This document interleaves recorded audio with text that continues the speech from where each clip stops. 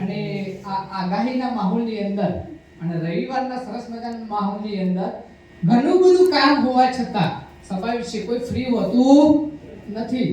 Time set થાય નહોતો થયો તો પણ ટાઈમને સેટ કર્યો અને આમંત્રણને માન ખાતર અહીંયા સુધી એવરેજ 1.5-2 કલાકનો સમય પસાર કર્યો એવા તમામ નવા મિત્રો માટે મારા જૂના મિત્રો જોરદાર એનું કારણ કે અત્યારે હાલ અમુક સમય પહેલા જમાનો ચાલુ તો 2G 3G યસ નો પછી આવ્યો 4G અને સમય સ્ટાર્ટ થઈ ગયો હવે 5G નો.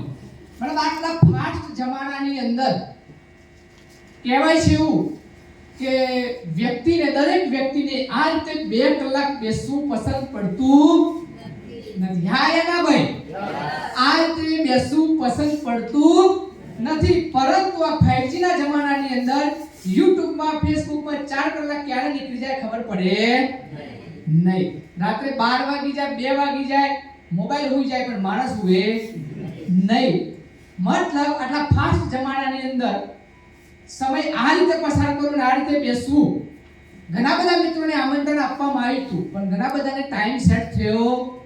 પરંતુ આ રવિવારના સમયની અંદર એનો ટાઈમ સેટ કરીને ફેસબુકમાં અને યુટ્યુબમાં પણ જિંદગીની અંદર કંઈક નવું જાણવા માટે, સમજવા માટે આ 2 કલાકનો સમય આ રીતે બેસી અને તમે આપ્યો તો ફરીથી તમારા માટે જોરદાર દેશી તાલીમ ઘણી બધી વાતચીત કરી. ઘણા બધા આપણા જેટીસી મિત્રો, આરટીસી મિત્રોએ સરસ મજાની વાતચીત કરી અને ગુડ ન્યૂઝ એવી કહી દો, આ વરસાદના માહોલની અંદર દરેકને વ્યક્તિને ક્યાંક ને ક્યાંક જવાની ઉતાવળ હોય. યસ નો ભાઈ? કેટલાને થોડી ઘણી મારા જેવી ઉતાવળ છે જવાની, મારા જેવી. ઓહ, તો આ સમયની અંદર ગુડ ન્યૂઝ એવી આપી દઉં કે ખરેખર રિયલની અંદર આ ચોમાસાની અંદર અને આ રવિવારના માહોલની અંદર 2 કલાકના પ્રોગ્રામની અંદર અને હાલ જે મારા હાથની અંદર જે માઇક છે એ પ્રમાણે હું છેલ્લો જ છું, મારી પાસે કોઈ નહીં. સારું કહેવાય, તમારું ધ્યાન અહીંયા જ છે. આ રીતે પ્રોગ્રામની અંદર ઘણી વખત હું નવી હતો, જ્યારે હું બેસતો ને તો હું કંટાળતો, નવો હતો, નવો.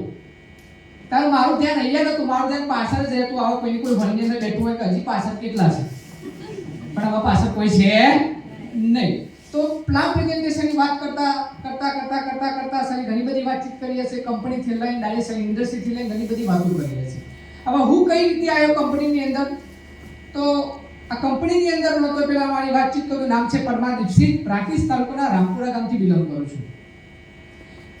ભણતરની વાત કરું, એજ્યુકેશનની, તો 12 ધોરણ પાસ છું અને વચ્ચે ઘણી બધી મેં 1500 પગારથી લઈને 3000 પગારથી લઈને મતલબ મહિનાનો ઘણી બધી નાની મોટી જગ્યાએ મેં નોકરી કરેલી, નાની મોટી મજૂરી કરેલી.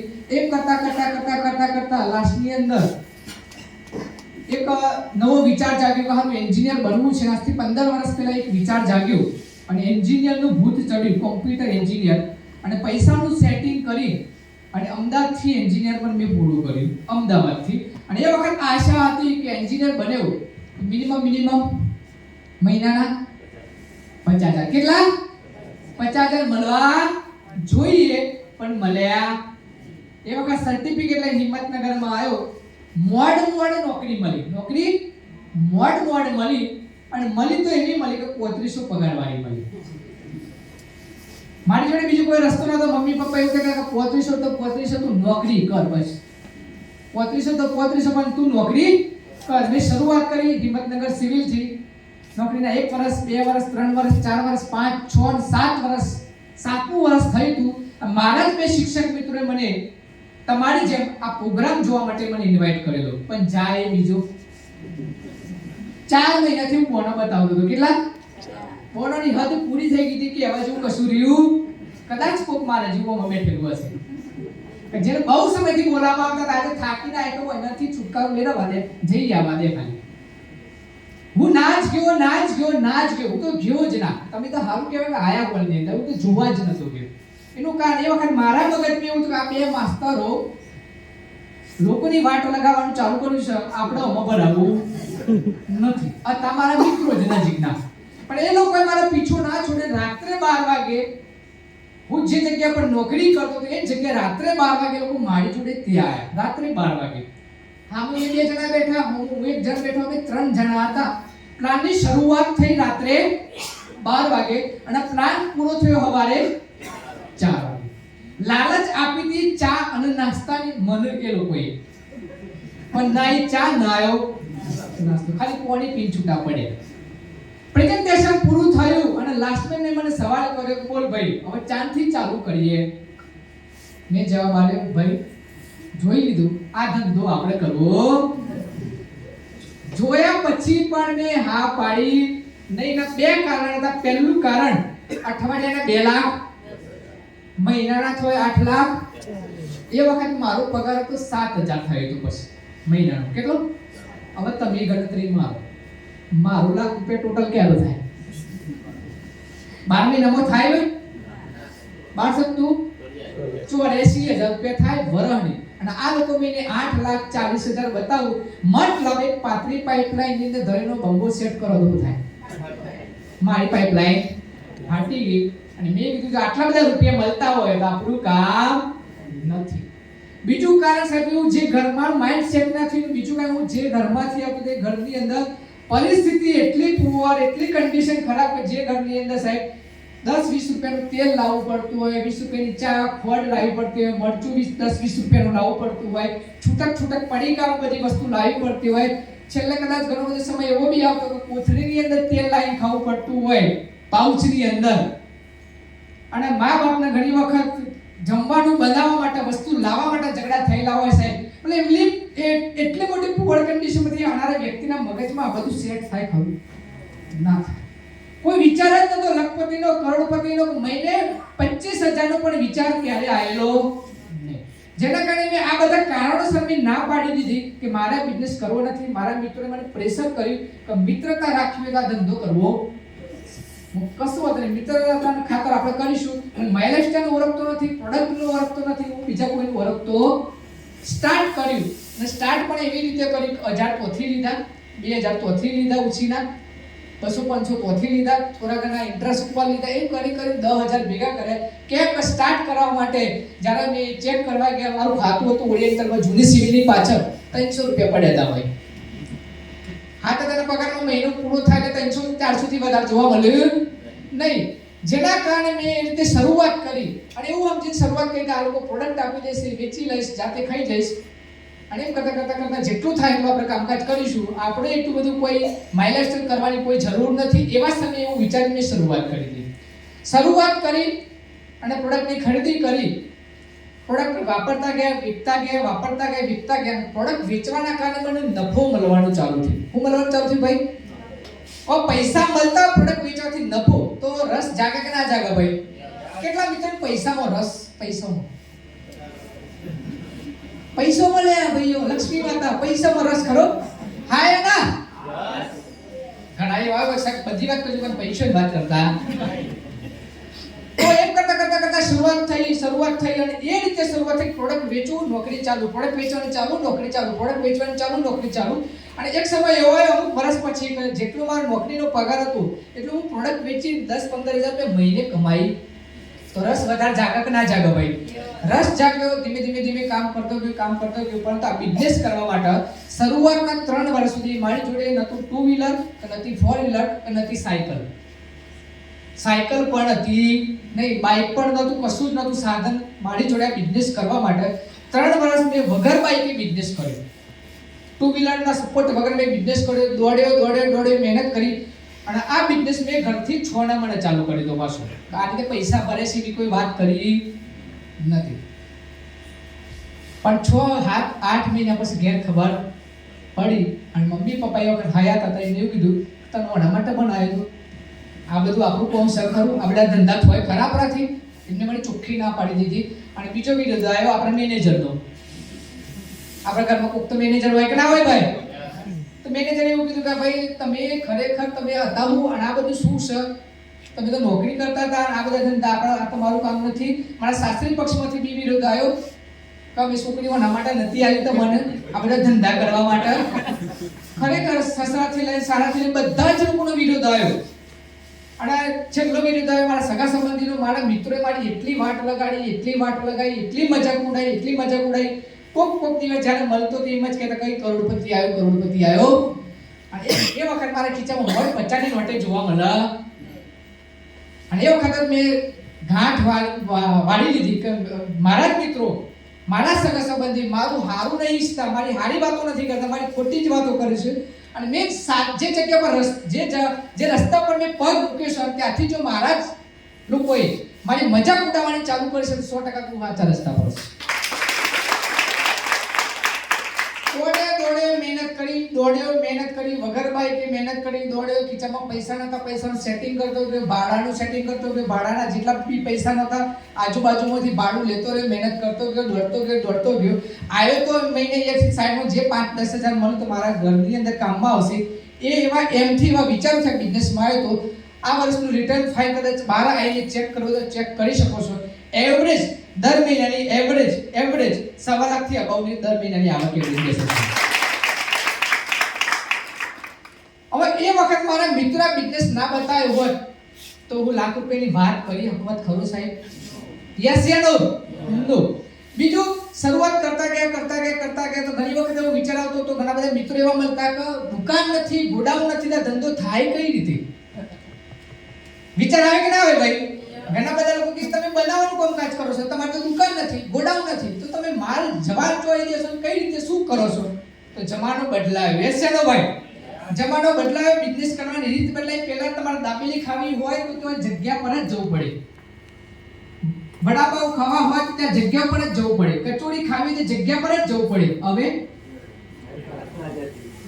હવે રોડ ઉપર મંગાવી તો પણ હાઈજેક ના જાય ભાઈ. ઝોમેટો. યસ યા નો ભાઈ? હવે તમે જ કહો ઝોમેટો વાળાની પોતાની કોઈ બ્રાન્ડ ખરી? નો. પોતાની કોઈ દાબેલી કે એવું કશું છે નહીં. તો પણ તમારે જે હોટલની કે જે બ્રાન્ડની ખાવી હોય એ તમને પોસ્તી કરે. મતલબ ધંધો કરવાની રીત બદલાય કે ના બદલાય? મતલબ હું બી જ્યારે શરૂઆત કરી હતી મને ડાઉટ હતો કે દુકાન નથી, ગોડાઉન નથી, કઈ રીતે ટૂથપેસ્ટ, સાબુ, shampoo, hair oil, face wash કઈ રીતે વેચાશે? અને કહેવાય હિંમતનગરમાં બી તમારે પ્રોડક્ટ વેચવી હોય, ટૂથપેસ્ટ, સાબુ, shampoo, hair oil, face wash, કોઈ વસ્તુ વેચવી હોય તો તમારે દુકાન જોઈએ. યસ યા નો ભાઈ?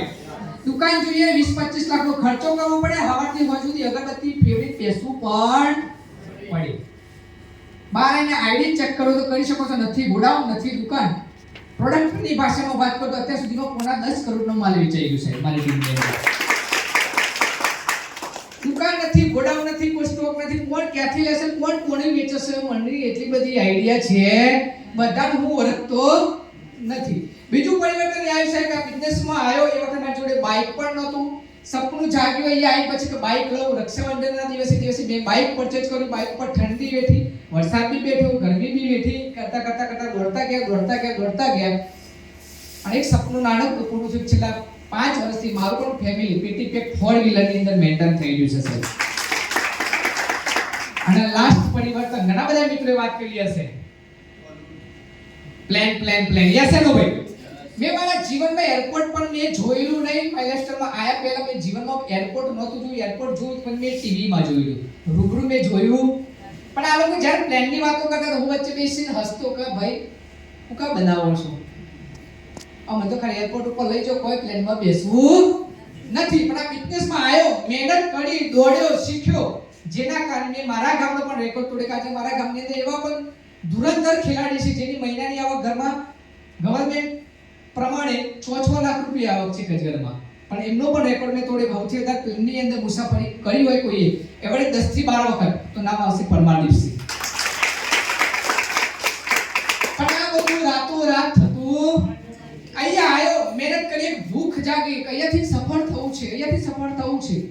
એ ભૂખ લાગી, ભૂખ જગાડી તો અહીંયાથી સફળ થયું. અહીંયા આવાથી લખપતિ કે કરોડપતિ બનાતું નથી. પરંતુ બહાર ઘણાને એમ કહેવામાં આવે કે ભાઈ તમે મીઠું વેચવાનો ધંધો કરો તો આમાંથી કોઈ તૈયાર થાય? સાહેબ હું આટલું બધું પણ એનું મીઠું વેચું. પણ રતન ટાટા વાળો ટાટાનો ટ્રક વેચે, ટાટા વાળો ટાટાનો ટી વેચે, ચા વેચે, અને ટાટા વાળો મીઠું પણ વેચે. રિલાયન્સ નો માલિક આપણા કરતા 1 રૂપિયો વધારે હે કે ના હોય ના જોડે? અલે ભાઈઓ હશે કે નહીં હોય? રિલાયન્સ વાળો ડીઝલ વેચે, પેટ્રોલ વેચે, જીઓના કાર્ડ વેચે, ડુંગળી વેચે, બટાકા વેચે, વાસણ વેચે, કપડા વેચે, દૂધ વેચે, દહીં વેચે, છાશ વેચે, બધું જ વેચે. અક્ષય કુમાર ફિલ્મ ઇન્ડસ્ટ્રી ચલાતા ફિલ્મ બનાતા હું વેચે? ટોયલેટ ક્લીનર ની જાહેરાત કરો. આપણને કીધું જાહેરાત કરો ટેલિક્લિનિક, ના ના આપણાથી આ બધું થાય મતલબ એ હોદી એટલા બધા રૂપિયા હોવા છતાં પણ જો એ લોકોને પ્રોડક્ટની જાહેરાત કરવાથી પૈસા મળતા હોય, જાહેરાત કરી શકતા હોય તો આપણે કરવાની જરૂર છે કે નહીં ભાઈ? યસ નો ભાઈ? તો લાસ્ટની અંદર કઈ રીતે મહેનત કરી અને ખરેખર કઈ રીતે લેવલ ઉપર પહોંચ્યો તો કંપનીના સપોર્ટના કારણે, પ્રોડક્ટના સપોર્ટના કારણે. મારા ગ્રેટ એન્ડ ગ્રેટ ગુરુ સરે વાત કરી હશે નોમિનેશન ફેસિલિટી, વારસદારની ફેસિલિટી. હું પણ 3 વખત એક્સિડન્ટનો ભોગ બન્યો છું, 3 વખત 108 માં બેહવાનો મને પણ મોકો મળ્યો છે એક્સિડન્ટ કેસમાં. 3 વખત. એ વખત કદાચ વધારે પોટેન્ટ થઈ ગયો તો મારા પગાર આગળ શું લાગી જવાય? આ ધંધાની ખૂબીની વાતચીત કરું સાહેબ કે જે વ્યક્તિ મને આ બિઝનેસની અંદર સપોર્ટ કર્યો અને આ લેવલ સુધી પહોંચાડ્યો, એ મારા ગુરુ એવરેજ 1 વર્ષ પહેલા આ દુનિયા છોડી આ દુનિયાની અંદર છે નહીં. તો પણ એમના સનની, એમના છોકરાની ઇન્કમ, છોકરાની ઉંમર છે 20 વર્ષ, 20 વર્ષની ઉંમરે સાવન પટેલ સરની એવરેજ ઇન્કમ 2 થી 2.5 લાખ રૂપિયા કન્ટિન્યુ છે સાહેબ. પણ હું ભણી ઘણી સરસ મજાનો ડોક્ટર બની ગયો હોત અથવા સાવન સર ભણી ઘણી સરસ મજાના ડોક્ટર બની ગયા હોત, દર મહિને 5 લાખ રૂપિયા કમાતા હોત, પરંતુ એ ડોક્ટર સાહેબને કદાચ 2 હાથ ના હોય તો શું થાય પછી? અથવા તો ડોક્ટર સાહેબ દુનિયામાં ના રહે તો પછી આવક કેટલી? શું વારસદારમાં એમનો છોકરો ડોક્ટરની લાઈન પર બેસી શકે ખરો ડિગ્રી વગર? નો. પણ આ એક એવી ખૂબી છે સાહેબ કે કદાચ એ છોકરો બિલકુલ ભણેલો ના હોય તો પણ અત્યારે ભલે 2.5 લાખ રૂપિયા કમાય છે, આપણા 2 વર્ષની અંદર એની એવરેજ ઇન્કમ 5 થી 6 લાખ રૂપિયા છે સાહેબ. પણ ઘણા એવું થાય વાલા સાહેબ પણ હજી આપણો ધંધો બેઠો, કદાચ તમને ધંધો બેઠો નહીં તો તમે કારોઠીન માર્કેટમાં જઈને ટૂથપેસ્ટ, સાબુ, shampoo, hair oil, face wash, દવા લાવવાના કે બંધ કરી દેવાના? પૈસાથી લાવવાના કે મફત લાવવાના? તે તમે જે સંતુર લાવવાના, લક્સ લાવવાના, લાઇફબોય લાવવાના, જેટલો બી સાબુ લાવવાના, જે બી વસ્તુ લાવવાના, એ કંપનીના માલિકને તમે ઓળખો છો ખરા? તો તમે જે સંતુર કે લાઇફબોય જે બી દવા લીધી, જે બી પ્રોડક્ટ લીધી, ટૂથપેસ્ટ, સાબુ, શેમ્પુ, પતંજલિ વાળા બાબાની જેવી દંત ક્રાંતિ લીધી, વોટેવર લીધી, શું તમે પ્રોડક્ટ લેવાના તેમાંથી એનો 50 પૈસા નફો મળવાનો કે નહીં મળવાનો? મળવાનો કે નહીં મળવાનો ભાઈ? નહીં મળવાનો? મળવાનો. એમને નફો મળવાનો. આપણે ખરીદી કરી કઈ કમાઈ કોણ આવ્યા છીએ? એ કોણ? આપણે કમાતા. તો એ જ વસ્તુ આપણે અહીંયાથી ખરીદી કરી કોકના આપવાથી આપણને 2-5 રૂપિયાનો ફાયદો મળતો હોય તો કામ કરાય કે ના કરાય ભાઈ? યસ નો ભાઈ? તો ખાસ હવે લાસ્ટની અંદર એક નાનકડી વાત કરી અને જો તમે કહેતા હોય તો તમે એને પૂર્ણ કરો. તો વાત કરી 2 મિનિટ જસ્ટ. વાત બહુ નાની છે પણ કદાચ એને જાણી લો તો આપણા બધા માટે બહુ મોટી છે. 2 મિત્રો હતા, જો કે સોરી 2 મિત્રો ના કહેવાય, 2 વિરોધી હતા, 2 દુશ્મન હતા, એક કૂતરાભાઈ ને એક સસલાભાઈ. કેટલા મિત્રો જોયેલા છે રૂબરૂ? અમે તે ખેતરમાં બહુ ફરેલા એટલે બહુ જોયેલા. કેટલા જોયેલા સસલાભાઈ કૂતરાભાઈ જોયેલા ભાઈ? યસ. બંને જ્યારે એક સિચ્યુએશન એવી બને છે ખેતરની અંદર બંનેની નજર એકબીજા ઉપર પડે છે, એકબીજા ઉપર નજર પડે તો શું થાય ભાઈ? ભાગાભાગી, ઊભું રહેવાય નહીં. કૂતરાભાઈ પોતાનો ખોરાક પકડવા માટે દોડે અને સસલાભાઈ પોતાનો જીવ બચાવવા માટે ભાગાભાગી ચાલુ થઈ, ભાગાભાગી ચાલુ થઈ, દોડમ-દોડી ચાલુ થઈ, દોડમ-દોડી ચાલુ થઈ. આ મેસેજ બહુ મોટો છે આપણે બધા માટે. અડધો કલાક સુધીની રેસ ચાલી. જેવા કૂતરાભાઈ પોતાની સ્પીડ વધારતા હતા એના કરતા પણ ડબલ સ્પીડ સસલાભાઈની સ્પીડ વધે એવી નથી તો પણ પોતાની પૂરેપૂરી તાકાત લગાવી અને સ્પીડ મારતા ગયા, દોડતા ગયા. અડધો કલાક સુધી રેસ ચાલી અને સસલાભાઈ ખાડાની અંદર એવી જગ્યાએ જે છુપાઈ ગયા જેથી કૂતરાભાઈ પકડી શકે નહીં. જોઈ શકે પણ પકડી શકે. કૂતરાભાઈ હાંફતા ત્યાં ગયા અને સસલાભાઈને 3 સવાલ કર્યા. શું એ 3 સવાલ જાણવા માંગો છો ભાઈ? પહેલો સવાલ કર્યો કે સસલાભાઈ, આજે હું તને ના પકડી શક્યો, કેટલી સ્પીડથી દોડતો હતો, કેટલી મહેનત કરી, પણ હું ખોરાક પકડી શક્યો નહીં. હવે સસલાભાઈ હું તને 3 સવાલ કરું છું, હું તારાથી ખરેખર શરીરમાં મોટો કે નહીં મોટો? અરે હા, તમે મારા કરતા શરીરમાં અલમસ્ત, બહુ જબરજસ્ત. તારાથી હું લોબી છલાંગો મારી શકું કે ના મારી શકું? હા, તમે મારાથી લોબી છલાંગો મારી શકો. હું કદાચ ગામની અંદર બેઠેલો હોઉં રાત્રે 12 વાગે, કોઈ ભૂલથી બહારથી ગામમાં આવે તો વાટ લાગે કે ના લાગે? નહીં. હા, લાગી જાય. તો તારા કરતા આટલા બધા ગુણ જબરજસ્ત હોવા છતાં, આટલી જોરદાર તાકાત હોવા છતાં મેં આટલી બધી મહેનત કરી તો પણ હું તને પકડી ના શક્યો. એનું કારણ શું? સસલાભાઈ મસ્ત મજાનો નિરંતર શ્વાસ લીધો અને સરસ મજાનો જવાબ આવ્યો કે ભાઈ કૂતરાભાઈ તમે બી દોડતા હતા, હું બી દોડે, મારાથી દોડાતું નહોતું તો પણ પૂરેપૂરી મેં તમારા કરતાં પણ ડબલ તાકાત એડ કરીને દોડતો ગયો આજે એટલા માટે જીતી ગયું અને આજે તમે એટલા માટે હારી ગયા. એનું એક જ કારણ હતું કે તમે ભાગતા હતા, તમારા પેટ માટે ભાગતા હતા, એટલા માટે તમે હારી ગયા અને હું આજે એટલા માટે જીતી ગયું કે હું મારી જિંદગી માટે ભાગું. મોંઘવારીના જમાનાની અંદર આપણે જિંદગી માટે ભાગી રહ્યા છીએ કે ખાલી પેટ માટે? વિચાર કરજો અને જોડે મળીને આગળ વધીએ. અભ્યાસના સાથે જય હિન્દ, જય મહારાષ્ટ્ર.